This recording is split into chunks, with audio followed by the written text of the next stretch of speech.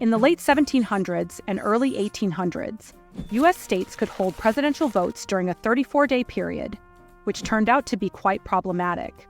Policymakers soon realized that states that held voting early in the 34-day period could sway public opinion and influence the outcome of the vote in the states that held their federal elections later.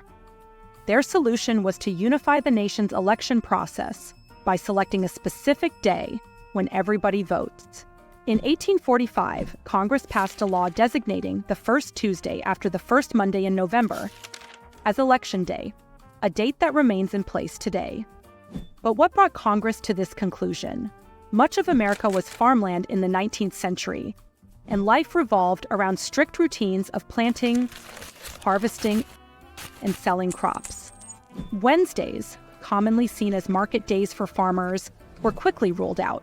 Sundays were reserved for going to church, so that wasn't a good option either.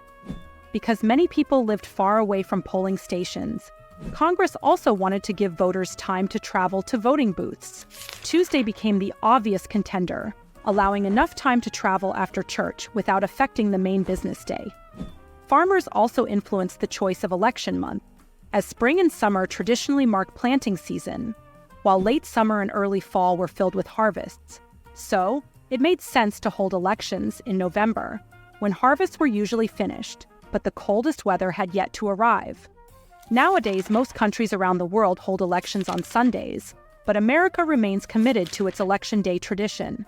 Some have called for making it easier for the modern-day American workforce, which typically works Monday through Friday, to vote, including making Election Day a federal holiday. Even though farming and ranch families now make up only 2% of the American population, the tradition of holding U.S. elections on the first Tuesday after the first Monday in November has stood the test of time.